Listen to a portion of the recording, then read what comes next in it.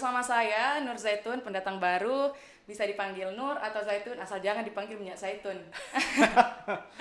Oke, selama beberapa menit ke depan kita akan berbicara bersama salah satu pemuda Maros yang sangat luar biasa, asli Maros dan berkiprah di nasional. Beliau ini sebagai juru bicara jubir IDI, Ikatan Dokter Indonesia. Oke, langsung saja kita sapa. Halo Dokter Halik. Halo. Gimana kabarnya, Dok? Kak Nunu ya panggilannya. Oh ya. Baik. Kabar baik.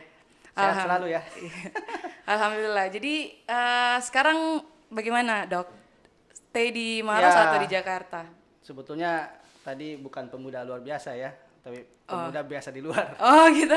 Jadi saya memang lahir di Maros tapi alamat sekarang domisili sudah di Jakarta. Ya. Jadi sekarang di Maros ini dalam rangka apa, Dok? Ya, kalau ke Maros dalam rangka tugas atau kunjungan keluarga. Oh, kirain mudik. Jalan-jalan. Lewat ya, mudik. Lewat mudik di. Yang penting dapat izin dari kantor atau izin dari negara ya. Sekarang kan banyak batasan ini. Oh iya.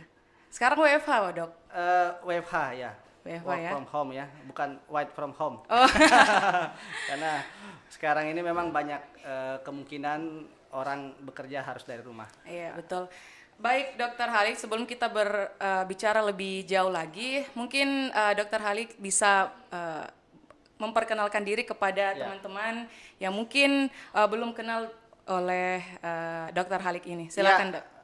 Saya memang anak Maros ya, karena lahir di Maros, besar di Maros, bahkan sekolah hampir semuanya di Maros, kecuali pas pendidikan tinggi di Makassar. Gitu. Jadi nama saya Abdul Halik Malik.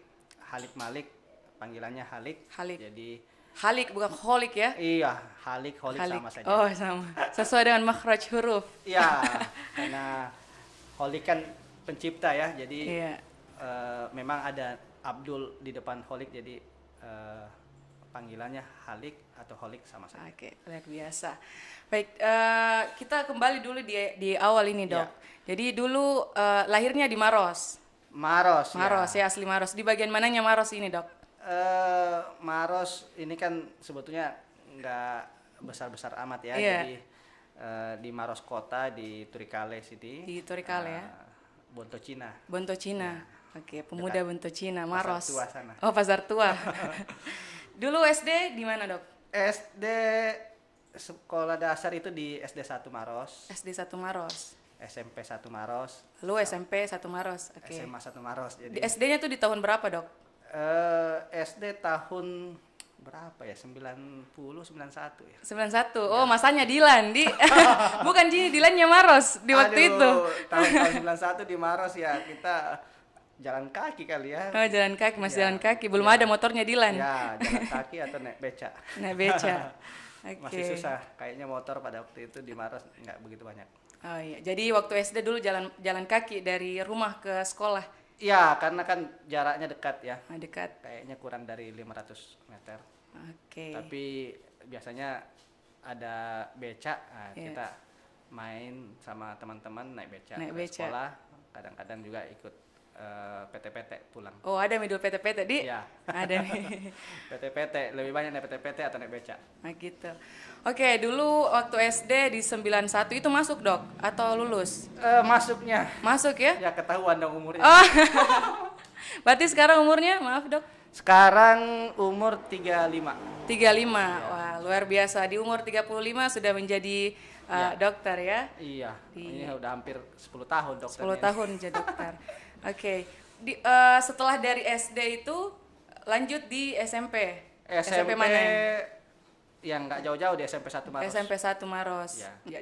Jalan kaki juga ke SMP cenderung banyak naik mobil PT-PT. Oh, PT-PT. Angkot ya, kendaraan umum. Oke. Dulu waktu di SMP sudah ada jurusan atau belum di sana? SMP umum masih. Masih umum ya? Ya. Masih umum. Jadi habis SD 6 tahun, SMP 3 tahun juga umum, tidak ada penjurusan, nanti di SMA baru ada penjurusan. Oh, seperti itu. Ya. Lalu setelah dari SMP 1, setelah itu lanjutnya di SMA mana? Di Maros juga, di SMA 1 Maros. Maros lagi, di SMA 1 Maros. Iya, jadi mainnya nggak jauh-jauh. Nggak jauh-jauh. Jadi SD 1, SD 1, SMP 1, SMA 1. SMA 1. Ya, Oh, jadi- memang dokter ini suka yang nomor 1 ya? Iya, yang dekat dari rumah. Oh, dekat Jadi dari rumah. jaraknya- Kayaknya dulu ini dokter sudah masuk programnya zonasi deh. Di dekat-dekat belum, rumah. belum. Jadi kita mendahului zamannya ya. Sekarang Iya, kan sudah sebelumnya. sistem zonasi. Jadi memang belum banyak pilihan sekolah pada waktu itu. Jadi mengalir aja ke SD 1, SMP 1, SMA 1. Oke. Dan pada waktu itu kan belum ada unggulan-unggulan ya, sekolah-sekolah Iya. jadi masih memang Jadi lebih memang ke- yang terdekat ya, gitu ya, yang pertimbangan mudah jarak dijangkau. dari rumah saja. Iya, betul. Iya. Oke, jadi masuk di SMA sudah ada penjurusan. Di SMA ya nanti kelas 3 kan baru penjurusan. Jadi Iya. kelas 1, kelas 2 masih umum. Umum. Jadi dulu dokter ini ambil jurusan IPA tentunya ya. Jurusan IPA ya. IPA. Ya. Iya. Jadi begini ceritanya SMA Iya. itu kan saya sempat ketua OSIS di Oh, SMA. ketua OSIS. Ya. Mantap, ya. Kemudian di kelas 2 itu saya terpilih juga sekolah teladan. Sekolah Karena teladan. Menjadi siswa teladan pada waktu itu. Wah, jadi hebat. dikirim dari Maros untuk kelas 3-nya di Makassar. Kelas 3-nya di Makassar. Ya, Di ada sekolah mana itu? khusus yang dibina oleh Provinsi Sulawesi Selatan. Nah, itu memang mengumpulkan putra-putri terbaik dari semua kabupaten kota yang ada di Sulsel. Jadi Wah. dari Maros pada waktu itu saya mewakili SMA 1 sendiri saja ke Makassar. Jadi selama itu dijalani setahun di Makassar. Ya, jadi sudah masuk di kelas IPA di kelas 3. Ya.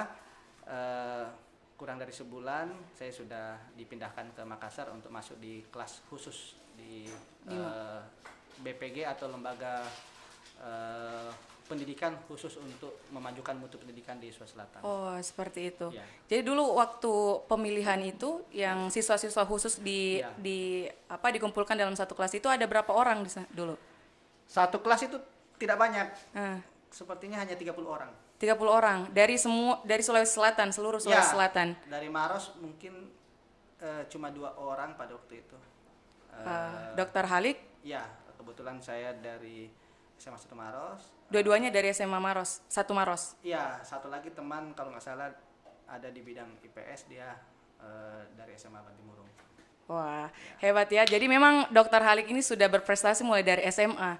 Ya, prestasinya ya memang prestasi karena kegiatan di OSIS, kegiatan di Pramuka. Oh ya, bisa ceritakan Dok mengenai kesibukannya atau organisasi-organisasi yang Dr. Halik Ikuti ya Ikuti pada ya, waktu betul. SMA. masa-masa sekolah ya. Jadi memang pada waktu SMP sebetulnya saya sudah ikut di remaja masjid di Remaja masjid. daerah Pasar Tua sana. Iya. Kebetulan itu Masjid Muhammadiyah. Jadi gabung di Ikatan Pelajar Muhammadiyah. Jadi dari Ikatan Pelajar Muhammadiyah ini kita di training, di kader, kemudian belajar berorganisasi, kemudian banyak aktivitas terutama terkait dengan dunia pendidikan. Iya.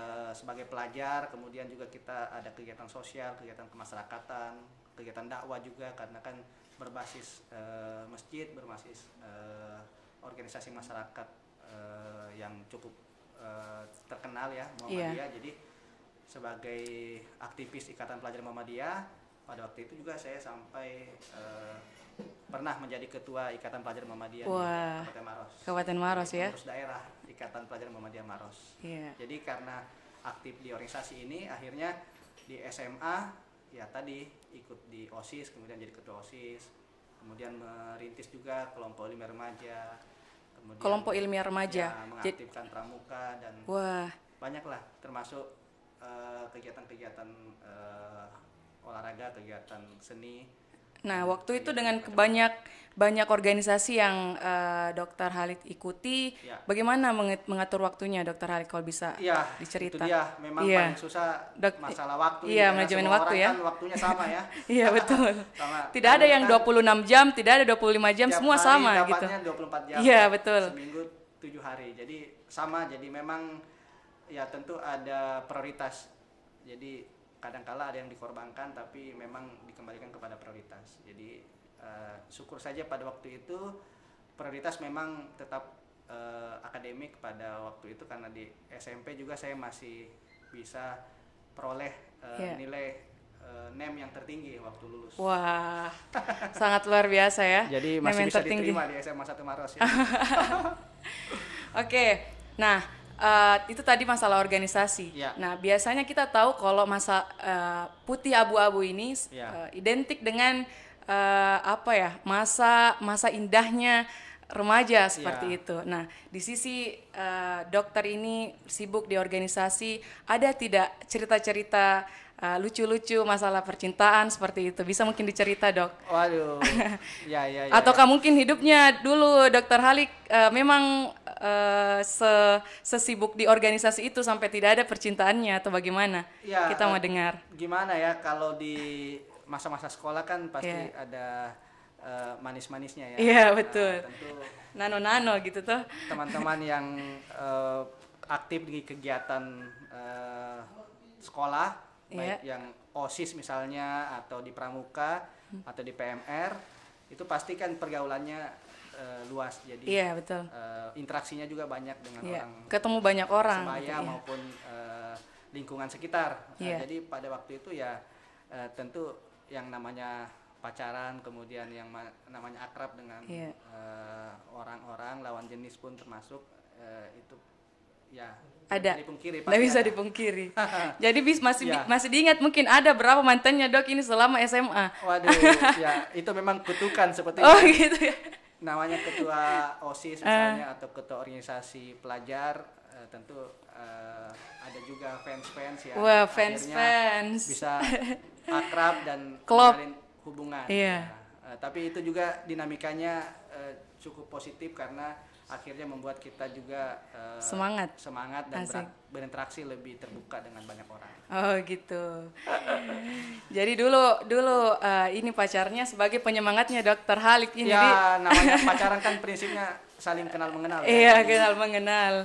Ada yang ingatkan jadi alarm sudah makan. Ya, misalnya yang sekarang orang bilang bucin ya. Bucin ya. Dulu termasuk tipe bucin Dokter Halik atau tidak? Ya, dulu saya termasuk tipe yang agak bucin, jaim atau cuek. Oh, agak jaim. Keren dulu Dokter Halik ini termasuk pemuda yang bucin, bawakan makanan sampai tengah malam di rumah pacarnya supaya dia makan. Terjaga ya, jadi banyak fans supaya menjaga image ini, Dok. Ya. Sama fans-fansnya. Kira-kira begitu. Kira-kira begitu. Ternyata dulu dokter ini banyak fansnya di. Iya, itu mudah-mudahan bukan cuma saya yang merasa ya. Tapi ya itulah kira-kira namanya orang yang aktif di sekolah, kemudian di kehidupan organisasi juga, di kehidupan sosial, tentu ada risikonya. Teman-teman pasti punya follower atau punya fans atau punya orang-orang yang akan selalu ada untuk kita ngumpul, nongkrong, atau ya termasuk juga belajar, termasuk mengurus organisasi. Iya, tapi dulu masa SMA-nya Dokter Halik ini sudah ada sosial media belum? Ini sudah ngehits gitu? Belum belum. HP sepertinya masih jarang yang punya. Oh gitu. Kemudian memang hampir 100% teman-teman itu nggak menggunakan HP pada waktu itu. Jadi pada waktu itu ya hiburan di Maros, misalnya dulu ada radio di Maros, ya paling teman-teman kirim-kirim salam lewat radio. Pernah Dokter Halik kirim-kirim salam. Di sekolah itu, di SMA terutama kan teman-teman bisa beli kupon atau mampir ke studionya di Radio Maros. Terus bisa salam-salam. Ya. Kirim salam. Kirim-kirim salam bisa. Dokter Halik pernah kirim salam atau mungkin kebanyakan orang yang kirim salam untuk Dokter Halik. Minta lagu ya, atau kirim lagu juga, merespon salam-salam dari teman-teman yang lain. Nah, itu sebelum era warnet. Jadi memang itu transisi dari hiburan di radio ke warnet. Kemudian teman-teman juga ada yang main band dan sebagainya. Gitu. Sebagian lagi yang di warnet itu sudah mulai ada Yahoo Messenger atau Friendster. Belum ada Facebook, Ya, Instagram ya? belum. Oh, saya bayangkan ini Dokter Halik kalau pada saat itu SMA ada Instagram atau Facebook, mungkin followersnya sampai ribuan. Aduh, itu Dan dia. semuanya isinya cewek-cewek semua. Aduh, tidak, karena kita kan orang organisasi, jadi cewek cowok Ah, semuanya iya, kita, betul. punya relasi yang baik. Saya bersyukur juga karena SMA di Maros, Iya. sehingga komunitas yang ada di Maros itu cukup saya ikuti dengan baik. Iya. Inisiasi yang ada di kalangan pelajar, termasuk HPPMI. HPPMI ya? Komunitas pelajar itu generasi saya yang merintis pada waktu itu. Oh, gitu. Untuk Jadi angkatan pertama oh iya. kita mengikuti semacam workshop pengembangan diri Ya. di Kabupaten Maros. Kebetulan trainernya pada waktu itu ya Bupati Maros sekarang, Kak Oh, Hedir, Pak Hadir ya. anggota DPRD Sulsel, Kak Irfan, Abe, Seperti dan itu. kawan-kawan. Nah, itu yang mengkader kita di HPPMI Komisariat HPPMI, Pelajar. ya. Jadi memang angkatan pertama yang mengikuti workshop pengembangan diri dan kemudian membentuk HPPMI Komisariat Pelajar. Wah, luar biasa. Itu waktu. Jadi memang tidak bisa dipungkiri ya adanya keaktifan Dokter Halik di organisasi Ya. mengantarkan Dokter Halik seperti sekarang ini ya. Ya, betul. Saya berbangga juga bukan Iya. karena saya pernah ranking 1 misalnya di sekolah, Iya. tapi karena kegiatan aktif di organisasi ini Sangat membantu ya, Dok. akhirnya saya bisa terpilih menjadi siswa teladan dan kemudian bisa berkiprah di setidaknya di provinsi, masuk sebagai salah satu siswa utusan daerah untuk kelas khusus. Iya. Dan kemudian di nasional juga pada waktu itu kita sempat dikirim ke Jogja untuk Itu waktu SMA? ya, Masih itu, SMA? sebagai apresiasi dari Dinas Pendidikan Sulsel pada waktu itu kita dikirim ke Jogja berkunjung ke UGM, Iya, kemudian mengunjungi sekolah-sekolah unggulan seperti SMP, SMA, SMK. iya. Sempat juga wisata ke Candi Borobudur, Prambanan. Wah. Jadi seimbang lah antara orientasi pendidikan dan orientasi pada waktu itu bagaimana pengembangan diri di aspek-aspek yang lain seperti budaya, seni, dan keorganisasian lah secara umum. Oke, jadi dulu Dokter Halik waktu yang terpilih itu ya, Ya. di Makassar lanjutnya Ya. setahun itu kembali lagi ke Maros atau memang tamat di sana?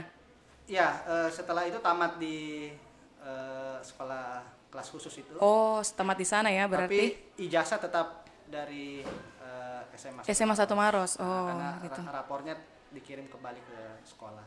Oh, gitu. Oke, itu dia masa SMA-nya. Ya. Nah, kita beralih nih ke masa perkuliahannya Dokter Halik ini. Ya. Transisi dari SMA ke perguruan tinggi. Iya. Nah, apa pikirannya waktu itu Dokter Halik kenapa bisa mau pilih dokter gitu? Oke lah, kita mungkin semua anak-anak itu anak kecil kalau kita tanya mau jadi apa nak kalau besar, pasti semua kalau tidak nak bilang polisi, tentara, pasti bilang dokter. Memang Dokter Halik ini dari kecil memang bercita-cita jadi dokter atau seperti apa? Sebetulnya kalau dikatakan cita-cita sejuta umat betul ya. Iya betul, sejuta Jadi, umat. Pada waktu itu ya boleh dikata memang pilihan jurusan kedokteran itu memang yang paling bergengsi. Ya, hits istilahnya ya. Ya, Hits. dari sisi popularitas memang paling hits. Iya. Tapi dari sisi peluang masuk di kedokteran juga pada waktu itu sangat kompetitif. Bisa dikata yang tertinggi nilai ujian masuknya. Iya. Sehingga pada waktu itu saya juga tertantang untuk memilih jurusan kedokteran. Oh, jadi memang dari SMA sudah berniat ini untuk mempersiapkan lanjut sebagai mahasiswa dokter. Pada waktu itu sih memang ada orientasi sekolah di Jawa karena Iya. kelas khusus yang dibina oleh Sulawesi Selatan ini memang orientasinya supaya anak-anak Sulsel termasuk yang dari daerah seperti saya dari Maros Iya. itu bisa berkiprah di pendidikan tinggi. Di Indonesia yang mana kita ketahui mayoritas yang unggulan kan di Jawa. Iya betul. Nah, pada waktu itu tapi karena pertimbangan kegiatan-kegiatan di Maros dan di Makassar cukup banyak, Iya. jadi saya lebih condong untuk bersekolah di Makassar saja dengan mengambil jurusan terbaik pada waktu itu. Nah, pada waktu itu jurusan terbaik kedokteran. Dan Kedokteran. akhirnya jadilah mahasiswa kedokteran. Di universitas mana, Dok? Di Universitas Hasanuddin. Hasan Waktu Unhas ya. hanya 2 kedokteran, ada di Unhas dan di Universitas Muslim Indonesia. Iya. Saya sepertinya pada waktu itu satu-satunya anak Maros yang Ya lulus. di Fakultas Wah. Kedokteran Unhas pada waktu itu. Dari berapa orang waktu itu lulus, Dok? Iya, jadi kalau di Maros cuma saya sendiri, jadi saya patut berbangga juga karena Iya. ada orang Maros yang akhirnya bisa Ya, lulus gitu ya. lulus di Fakultas Kedokteran. Padahal itu cukup banyak Peminatnya dan dari Maros. dari Maros pun saya kira banyak. Iya. Dari luar Maros, luar Sulawesi bahkan itu juga banyak, dari Jawa, dari Kalimantan, Sumatera, hampir semua wilayah Indonesia ada yang mendaftar. Iya. Dan dari 200 mahasiswa kedokteran, saya satu-satunya putra Maros yang masuk di angkatan tersebut. Oh, oke, hebat sekali ya. Sangat beruntung. Ya Pak Indra mewakili Maros. Iya, ya. mewakili Maros jadi ini Ya. perwakilan ya. Ya, setidaknya setiap angkatan harusnya ada Ada anak Maros. Nah, jadi saya sempat canggung juga pas pengenalan di masa-masa ospek. Iya. Disebut oleh senior, mana yang dari Maros? Iya. Saya berdiri sendiri. Sendiri. Untung ada. Kita percaya diri aja, Iya. teman-teman kan mendukung semua. Jadi Betul. paling tidak Maros ini sebetulnya cukup potensial lah untuk pembangunan di Maros. Sebetulnya sepanjang fokus di pengembangan SDM-nya, Iya. sumber daya manusianya, ke depan pasti Maros akan jauh berkembang. Iya. Jadi, Maros bisa. itu Iya, yang kita Maros harapkan bisa. sebetulnya. Maros jangan lupakan potensi sumber daya manusianya, karena sebetulnya teman-teman generasi muda sekarang, teman-temannya Nunu dan Iya. generasi saya yang lebih senior itu memang punya tugas yang sebetulnya tidak kalah penting, bagaimana membantu pemerintah untuk pengembangan SDM dari SDM. Maros. Iya, betul sekali. Ya, sebetulnya. Oke, Dokter Halid, kita bergeser sedikit ke pembahasan. Kita mau tahu ini Ya. hobinya Dokter Halid. Hobi ya. Hobi, iya. Ya, sebetulnya karena berkecimpung di dunia aktivis cukup lama, sejak di usia yang cukup dini ya. Iya.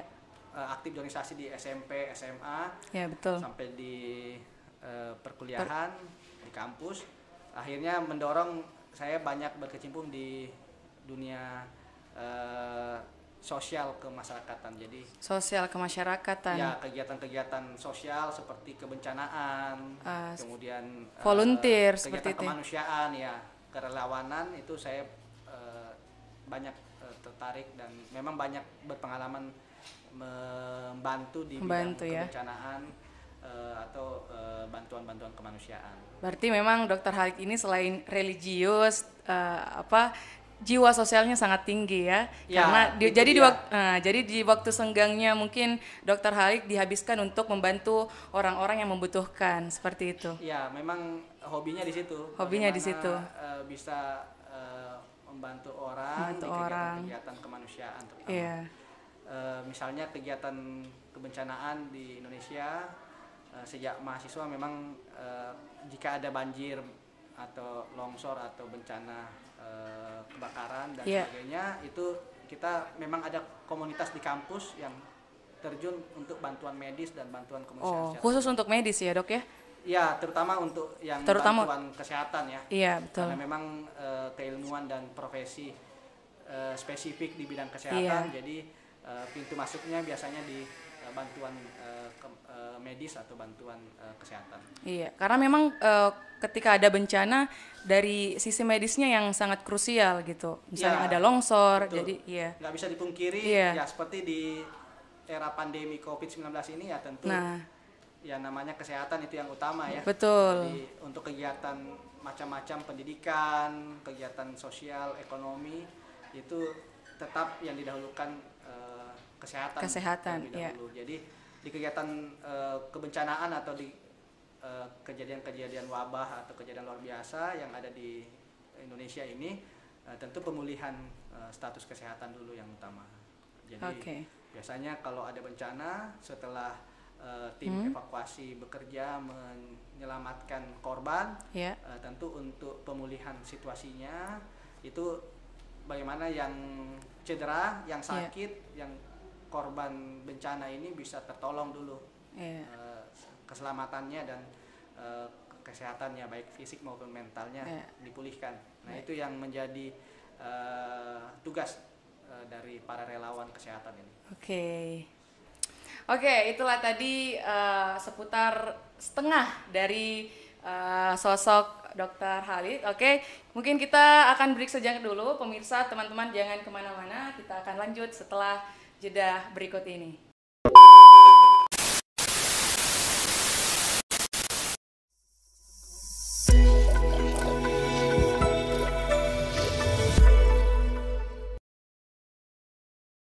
Oke, kembali lagi di Itawa Podcastnya Maros TV.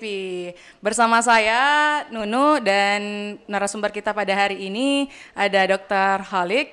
Jadi tadi kita sudah mendengar dari sisi pribadinya Dr. Khalid ini. Ternyata sangat luar biasa ya. Memang Dr. Khalid ini mulai dari kecil sampai di perguruan tinggi. Oke, jadi sekarang kita mau dengar lagi nih dari apa pekerjaannya Dr. Khalid sekarang, apa sih kesibukannya Dr. Khalid sekarang selain jadi dokter gitu? Iya, ya sekali lagi ya, bukan luar biasa tapi biasa di luar. Jadi memang dokter itu kan cenderung orang berpikirnya dokter itu ya di rumah sakit, iya betul, ya kan, di puskesmas atau di klinik, iya atau betul, di tempat praktek. Jadi kebanyakan dokter kan ya menunggu di tempat praktek. Nah, ketika ada yang sakit, mereka berkunjung ke dokter, berkonsultasi, kemudian mendapatkan treatment, terapi, akhirnya bisa sehat, pulih kembali. Nah, betul. Itu juga yang menjadi pemikiran saya selama ini, bahwa dokter itu sebetulnya tidak seharusnya hanya tinggal menunggu orang yang sakit, tapi dokter juga harus lebih proaktif untuk bisa terlibat aktif di pencegahan atau di upaya-upaya menjaga setiap orang ini supaya agar selalu sehat, selalu bugar dan produktif dalam kehidupan sehari-harinya. Oleh karena itu saya memang sejak di masa mahasiswa kedokteran, kemudian di pendidikan profesi kedokteran sampai kemudian lulus menjadi dokter, itu banyak berkecimpung di kegiatan-kegiatan sosial kemasyarakatan. Jadi profesi dokter, profesi kesehatan ini sebagai pintu masuk saja untuk ikut berupaya melakukan perubahan-perubahan di lingkungan sekitar saya. Jadi misalnya ketika ada bencana, saya hadir di sana untuk ikut berkontribusi dalam upaya pemulihan situasi bencana tersebut. Dan juga tentu kita berharap bencana itu tidak berulang, tapi kita bisa ada upaya mitigasi atau kegiatan-kegiatan untuk mencegah jangan sampai ada dampak bencana yang lebih besar lagi ke depannya. Karena bencana kan tidak ada yang tahu kapan, tapi kita semuanya bisa persiapkan. Betul. Jadi kehidupan saya memang lebih banyak berkecimpung di kegiatan organisasi sosial dan kegiatan bantuan kemanusiaan. Oh, seperti itu. Katanya juga Dr. Khalid bergabung di UNICEF ya? Iya. Jadi juga dari 3 tahun terakhir ini memang saya ikut membantu Badan Dunia khusus untuk kesejahteraan anak-anak, khususnya bagaimana agar setiap anak itu gizinya, kemudian imunisasinya untuk tumbuh kembangnya itu bisa terjamin optimal terjamin gizi dan imunisasinya tadi. Sekarang kan kita populer juga mendengar istilah vaksinasi ya. Iya, vaksinasi betul. Vaksinasi itu sebetulnya bagaimana memberikan kekebalan pada setiap orang. Oh gitu. Jadi anak kecil juga divaksin. Apalagi sekarang itu Dok di masa pandemi ini vaksin dan COVID itu menjadi dua kata yang sangat erat gitu. Iya. Itu memang konsen kita pada penanganan pandemi ini. Iya. Selain 3T, 3M, ya vaksinasi itu. Oh, jadi gitu. sebetulnya setiap anak itu sejak lahir sampai kemudian tumbuh kembang itu sudah ada program imunisasi yang diberikan. Jadi itu sebenarnya bagian dari upaya untuk memberikan kekebalan. Kekebalan ya. Campak bukan Dok? Ya, itu campak ya. Oh iya, campak. Jadi, yang ada bekasnya itu besar, setiap orang itu ada. Betul. Campak itu salah satu imunisasi wajib atau imunisasi yang harus diberikan. Jadi sekarang juga satu paket campak dan rubella.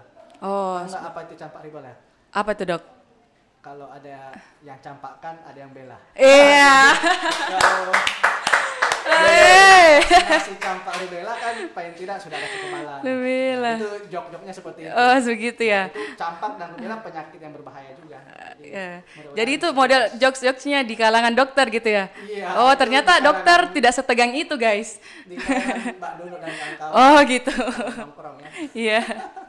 Oke, dok. Ini sangat menarik. Tadi bicara mengenai vaksin. Sekarang kita tahu bahwa dunia Iya. terkena pandemi ya, COVID-19. Bahkan ada yang mengatakan banyak yang mengatakan bahwa COVID ini konspirasi lah. Apalagi kemarin ada yang Dr. Louis itu yang mengatakan bahwa saya tidak percaya ini COVID. Bagaimana tanggapan Dr. Khalid mengenai masalah itu? Ya, jadi memang terkait dengan kesehatan ini, Iya, kalau dari hasil kajian dan survei yang ada itu memang yang didengar itu kalangan ahli dalam hal ini. iya, Kalau kesehatan ahlinya ya dokter, Dokter. misalnya, kemudian epidemiolog atau pakar-pakar kesehatan lainnya, termasuk profesi kesehatan yang lain seperti bidan, perawat, itu juga menjadi referensi. betul. Nah, ini yang disebutkan tadi Dr. Louis karena Iya. dia juga adalah seorang dokter, tentu juga menjadi rujukan. Nah, kemarin itu sempat viral, dok. Iya benar. Iya, Jadi ya viral ini kan bisa karena apa yang disampaikannya itu memang hal yang menarik bagi banyak orang, Iya. atau kontroversial, bisa juga karena figurnya. Dan Iya. memang Dr. Louis ini kan orangnya cukup vokal ya. betul. Jadi karena yang bersangkutan menyampaikan hal-hal yang berbeda dengan yang umum kita Iya. ketahui, jadinya dia mengundang perhatian. Jadi memang yang terpenting sebetulnya masyarakat ini kritis dalam menyaring Informasi, ya, dan kemudian merujuk informasi pada sumber-sumber yang terpercaya, terpercaya. sehingga informasi yang diperoleh itu betul-betul valid, Betul. sudah terverifikasi, dan itu informasi yang digunakan secara umum sebagai acuan atau rujukan dalam mengambil keputusan. Iya, Kita kembalikan ke otoritas yang ada, misalnya pemerintah kan sudah ada badan tertentu yang iya. berwenang menyampaikan, misalnya Kementerian Kesehatan. Kalau boleh tahu kemarin itu mengenai statement dari Dr. Louis ini, kita tahu bahwa ada yang menaungi yang namanya yang tadi IDI ya, Ikatan Ya, Dokter semua Indonesia. dokter kan dinaungi oleh organisasi profesinya, yang kita tahu satu-satunya organisasi profesi dokter itu Ikatan Dokter Indonesia. IDI atau ya, IDI. iya. Nah, gimana tanggapan dari IDI sendiri mengenai kemarin statement oleh salah satu dokter gitu? Ya, sebetulnya secara umum IDI juga menghimbau kepada seluruh anggota agar lebih berhati-hati dalam memberikan statement. Iya. Jadi sebisa mungkin statement yang diberikan itu adalah sesuatu yang sudah standar. Betul. Misalnya mengacu pada Badan Kesehatan Dunia atau WHO, atau mengacu pada standar keilmuan profesi yang umum. Jadi kalau ada hal yang berbeda itu tentu harus melalui forum-forum tertentu. Misalnya ada forum ilmiah atau di mana itu memang bisa ditelaah sekaligus oleh para pakar lainnya di bidang tersebut. Yeah. Jadi sejawat Dr. Louis kemarin itu setelah kita cek memang tidak lagi aktif sebagai dokter yang berpraktek, karena memang surat izin prakteknya, kemudian surat tanda registrasinya, dan bahkan keanggotaan ID-nya pun sudah kadaluarsa. Jadi Oh, seperti itu. pada waktu itu beliau membawakan Talk show. dan Iya. sebagainya, ngomong di sosial media dan sebagainya, itu sebetulnya lebih atas nama Pribadi. pribadinya, Oh, ya, gitu. tidak mewakili organisasi profesi atau mewakili predikatnya sebagai seorang dokter. Oh, seperti itu. Ya, dan kita sudah mencoba mengundang Iya. beliau untuk hadir, menyampaikan pendapatnya di forum yang sesuai, Iya. dan akhirnya kemarin sudah bisa diproses, tidak hanya secara hukum ya untuk mempertanggungjawabkan apa statementnya, Iya.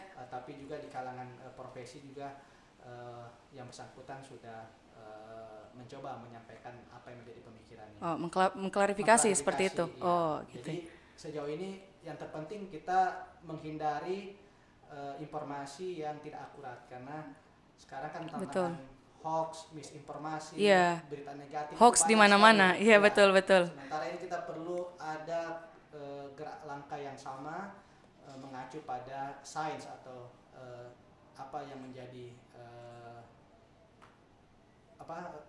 standar keilmuan atau profesi yang relevan terkait penanganan pandemi ini. Iya. Kalau dari sisi kesehatan kan yang relevan tentu ilmu kedokteran, ilmu kesehatan masyarakat, dan ilmu penanganan wabah atau pandemi. Oh gitu. Oke. Selanjutnya kita tadi bicara tentang COVID. Nah, terus ada sekarang yang namanya wajib vaksin gitu ya. Vaksin. Nah, saya kemarin sudah vaksin, Dok, yang pertama. Sudah ya? Iya, saya dapat Sinovac. Nah, katanya ada beberapa macam-macam dari vaksin itu sendiri. Nah, mungkin dokter bisa jelaskan seperti itu, apa mungkin manfaatnya, terus perbedaan dari setiap jenis dari vaksin itu sendiri. Nah, mungkin kalau Mbak Nunu sendiri, kemarin kenapa mau divaksin? Saya mau divaksin karena saya orangnya taat, Dok. Pemerintah saja saya taat, apalagi nanti calon. Saya orangnya taat, ya. Itu juga hal yang penting. Iya. Kita mematuhi anjuran kesehatan yang ada, misalnya protokol kesehatan itu seperti apa? 3M, 5M, dan 3M, 5M ini apa, Dok? Ya, seperti menggunakan masker, menjaga jarak, dan mencuci tangan. Kan nah, limanya yang lagi? Ya, yang kalau ini karena sekarang penyebarannya cukup masif ini. Iya. COVID di mana-mana, jadi harus menghindari kerumunan dan lebih banyak beraktivitas di rumah. Oh, gitu ya. Jadi mengurangi mobilitas atau jika tidak perlu stay di rumah aja. Di rumah saja. Betul. Itu anjuran yang umum. Jadi termasuk vaksinasi tadi. Vaksinasi itu kan sebetulnya langkah yang ditempuh oleh semua negara untuk bagaimana supaya semua orang ini bisa kebal ya. Jadi vaksin itu untuk terlindungi penyakit-penyakit, termasuk COVID ini kan penyakit spesifik ya. Jadi betul. Vaksinnya juga sudah dibuat sedemikian rupa spesifik untuk melindungi dari virus SARS-CoV-2 ini. Jadi orang yang sudah divaksin seperti Kak Nunu ini, tentu sudah kenal sebelumnya dengan virus corona, sehingga secara otomatis kebal ya. Jika nanti terpapar virusnya, jadi kemungkinannya bisa terpapar yang sudah vaksin lagi ya. Kalaupun ada yang masih sakit itu pasti ringan. Oh, seperti itu. Jadi mengurangi mengurangi kemungkinan risiko yang berat, betul, sakit yang kritis, bahkan sampai kemudian sulit tertolong. Kan banyak juga korban yang dilaporkan sejauh ini, dan itu juga menyerang semua kalangan. Iya, semua kalangan, betul. Tidak kenal status ekonomi, tidak mengenal si kaya dan si miskin, artis dan ini semua kena ya, Dok. Termasuk dokter juga banyak yang kena. Korban. Sekarang sudah ada 575 dokter yang 500. Wah. Tenaga kesehatan secara umum sudah lebih dari 1.500 yang menjadi korban. Jadi ini keprihatinan kita semua. Iya. Jadi untuk terhindar dari tragedi COVID-19 ini, banyak orang-orang dekat kita yang menjadi korban. Iya. Ya sebisa mungkin orang-orang dekat kita ini terlindungi. Betul. Nah, tadi pentingnya vaksinasi. Betul. Jadi, mulai dari diri kita untuk melindungi keluarga ya, Dok, orang-orang terdekat. Misalnya kan dulu sudah divaksin, juga perlu bapaknya, ibunya atau orang di rumahnya semuanya mendapat kesempatan untuk divaksinasi. Nah, ini, Dok, yang fenomena yang dan isu yang tersebar di kalangan masyarakat. Bukan cuma di tetangga-tetangga saya, Dok, terdekat, katanya, jangan mau pergi vaksin, ada beda itu disuntikan ke chip. Nah, saya bilang, Dok, chip apa? Saya yang tahu itu chip itu yang skater itu, yang dibeli 60.000 1B. Betul. Iya, makanya itu ada informasi-informasi yang tidak jelas yang tersebar di masyarakat, dan orang-orang yang kurang informasi itu langsung saja menyerap informasi tersebut gitu. Betul. Jadi Iya. yang tadi disampaikan itu salah satu bentuk hoax yang saat ini memang marak kita Iya, dengar, betul, Dok. dan kita pun banyak terima informasi via sosmed ya. Sosmed banyak sekali, Dok. Di Instagram, Ya. TikTok ada semua itu info-info yang tidak jelas. Sampai Ada di bilang WhatsApp keluarga ya. iya, WhatsApp keluarga itu ya percepatan penyebaran informasi itu ada di Ya. grup-grup WhatsApp keluarga. Jadi kecepatan virus ini menyebar itu juga salah satunya dipicu oleh informasi-informasi yang tidak Iya. akurat, yang tersebar begitu masif, begitu luas, bahkan Iya, melampaui kecepatan virus. Lebih cepat informasinya menyebar daripada Betul, virusnya. Jadi literasi ini penting. Iya, betul.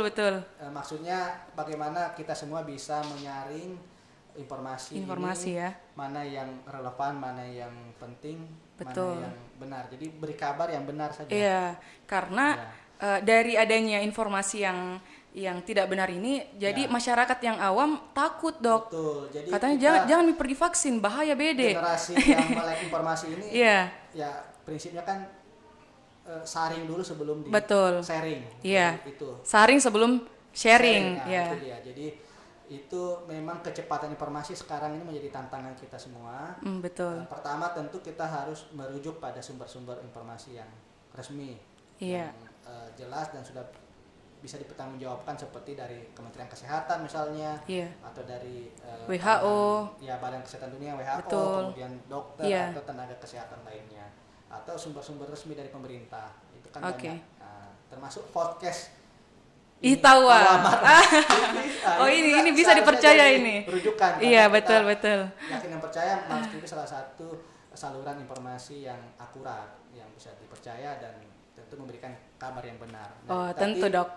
tangkal hoax dan misinformasi, berita-berita negatif itu dengan merujuk pada informasi-informasi yang benar. Yang benar ya. Jadi pemirsa sekalian, teman-teman ketika membaca atau mendapat sebuah informasi sebelum di sharing harus disaring dulu. Saring sebelum di sharing. Oke?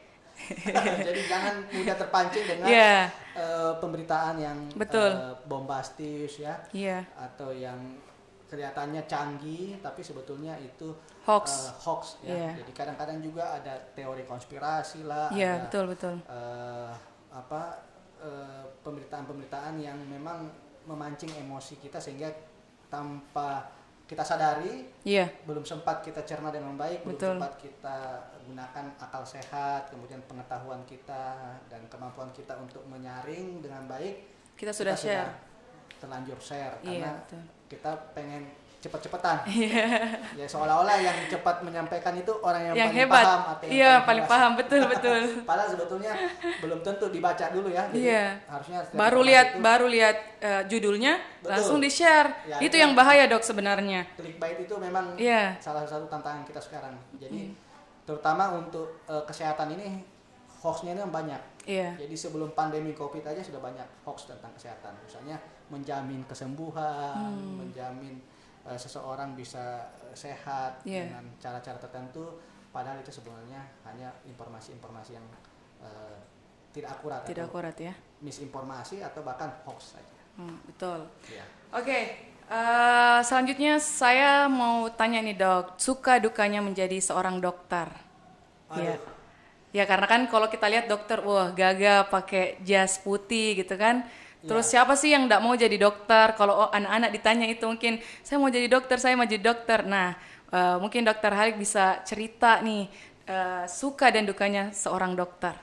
Ya, pertama semua profesi itu mulia. Betul. Semua profesi itu penting perannya, kontribusinya di masyarakat, termasuk para jurnalis juga misalnya yang menyampaikan informasi terkait yang tadi supaya jangan sampai ada informasi hoax, kabar tidak benar atau misinformasi. Nah, termasuk kalangan kesehatan terutama sebagai dokter tentu ada suka dukanya juga. Nah, jadi sejauh ini tentu banyak sukanya dibanding dukanya. Tapi lebih banyak suka ya. Abaikan memang dukanya ya, misalnya waktu luang. Teman-teman yang berprofesi sebagai dokter tentu di masa pandemi ini di mana sebagian besar orang harus di rumah. Iya. Ya, teman-teman dokter kan harus bertugas di Betul. pelayanan kesehatan. Iya. Orang-orang menjauhi COVID, Kita yang mendekat. dokter kesehatan mendekat. Iya, betul. Karena memang harus menangani pasien atau orang-orang yang dirawat dan harus segera pulih dari COVID-nya sehingga tidak menjadi korban dari COVID. Kemudian juga tadi yang sebelumnya saya sampaikan ada beberapa orang dokter yang akhirnya terpapar, dirawat dan bahkan meninggal karena COVID. Jadi kami juga turut prihatin teman-teman yang menjadi pahlawan kesehatan yang mendahului kami dokter-dokter yang masih bertugas saat ini. Iya. Jadi memang tugas dokter itu bagaimana memberikan pelayanan yang terbaik kepada masyarakat ya.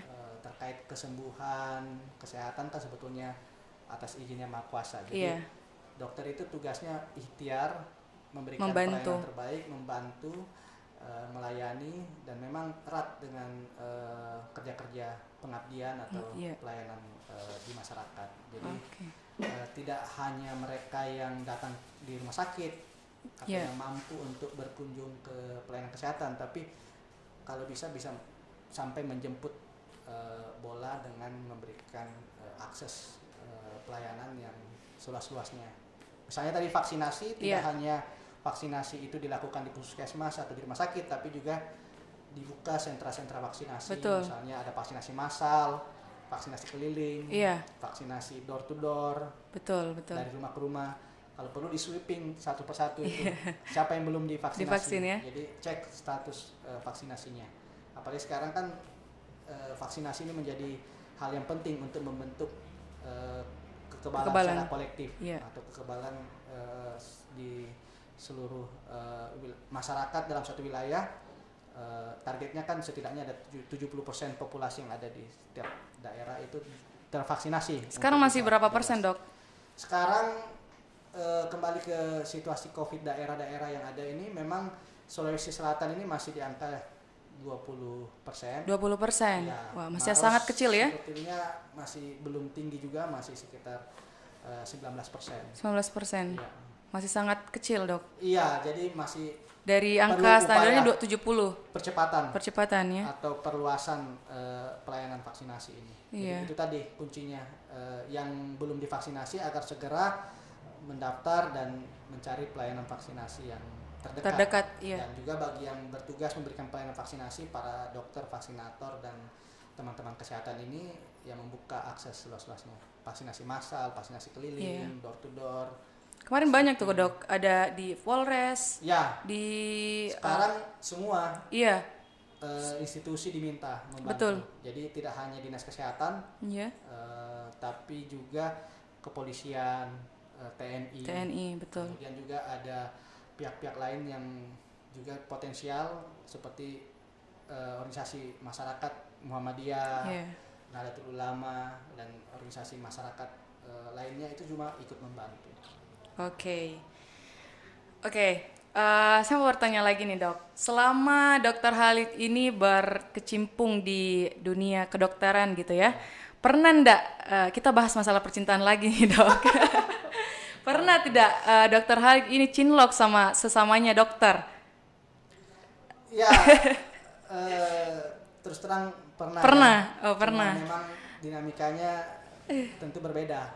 Berbeda. Apa perbedaannya, Dok? Pada umumnya punya jadwal yang cukup padat ya. Jadi tantangannya bisa saja sulit untuk bisa berinteraksi gitu. Atau mendapat kesempatan. Susah malmingnya. Susah malmingnya ya. Begitu. Ya, jadi waktu luang salah satu barang mewah kalau di sesama dokter. Kedokteran. Ya, mungkin itu tantangannya. Untuk pasangan sesama dokter, dua sejoli sama dokter. Asik. Itu tantangannya pada waktu ya.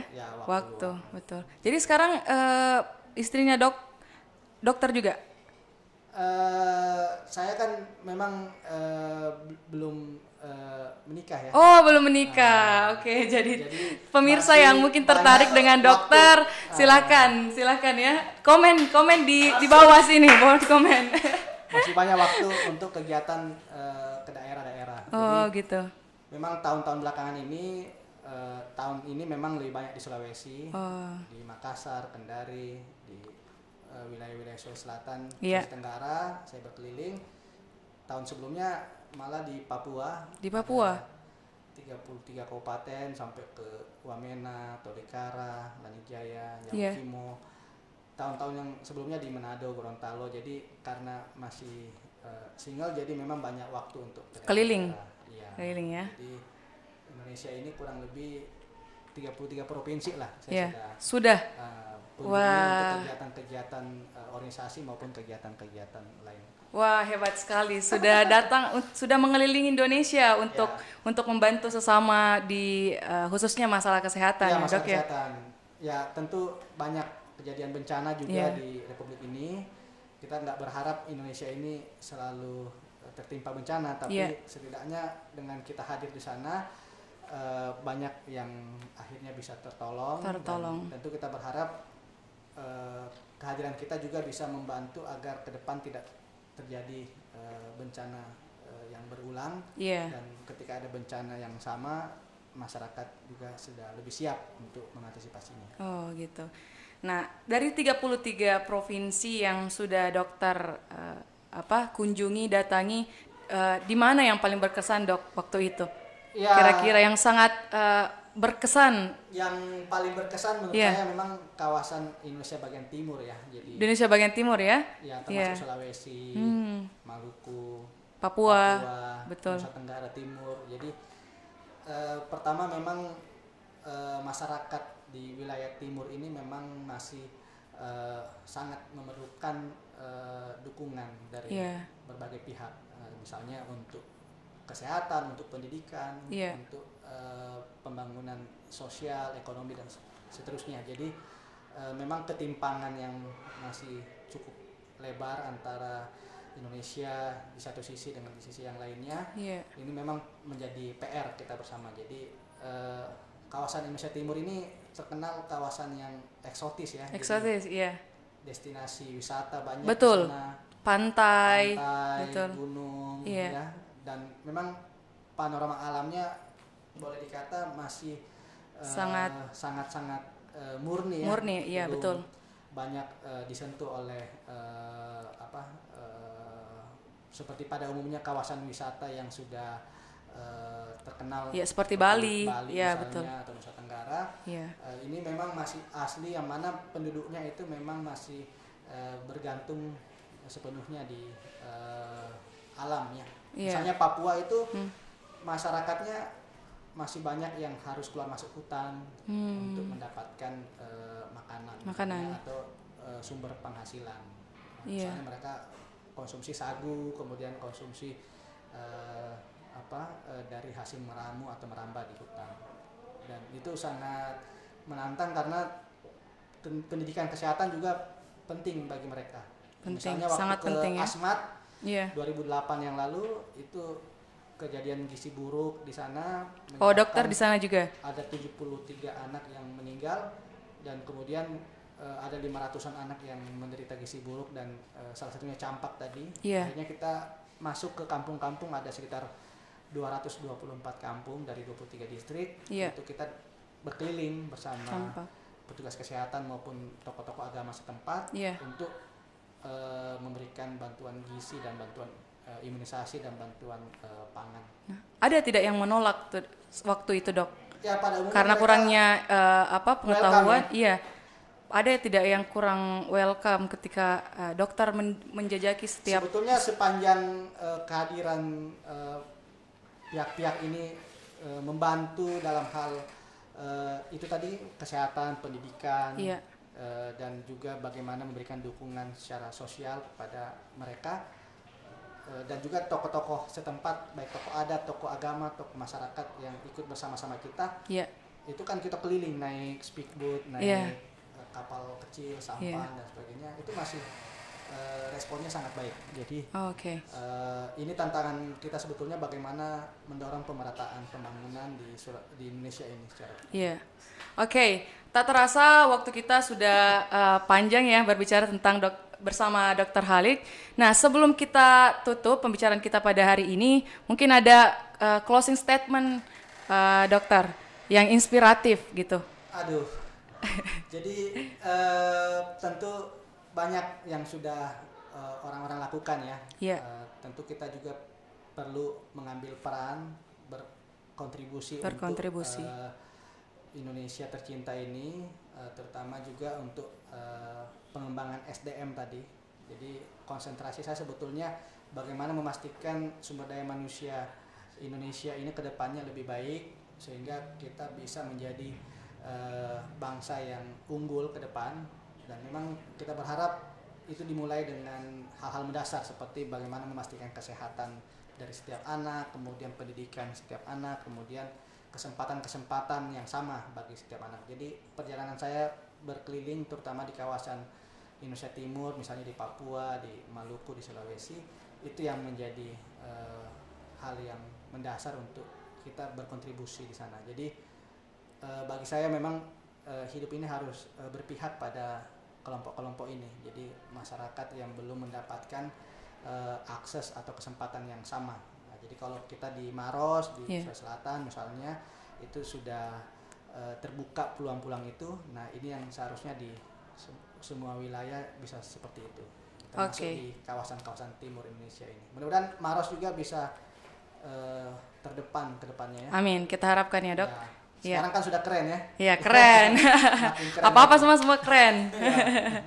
Oke, terima kasih kita kepada Dr. Halik yang telah meluangkan waktunya pada hari ini untuk berbincang di Itawa Podcast-nya Maros TV. Semoga Dr. Halik selalu membantu ya ke depannya, dilancarkan niat baiknya untuk membantu orang-orang yang membutuhkan bantuan khususnya di bidang kesehatan. Ya, terima kasih sekali lagi. Oke, terima kasih. Juga sebagai generasi muda ya menjadi inspirasi Amin. muda sekarang. Amin. Ya, dorong terus bagaimana supaya kewirausahaan dan kemajuan ini bisa hadir. Insya Allah. Amin. Maros terutama. Maros keren. Oke, pemirsa, teman-teman sekalian, itulah tadi kita perbincangan bersama Dr. Halid, seorang pemuda Maros yang sukses berkiprah di nasional. Oke, terima kasih atas waktunya. Tetap di Itawa Podcast-nya Maros TV.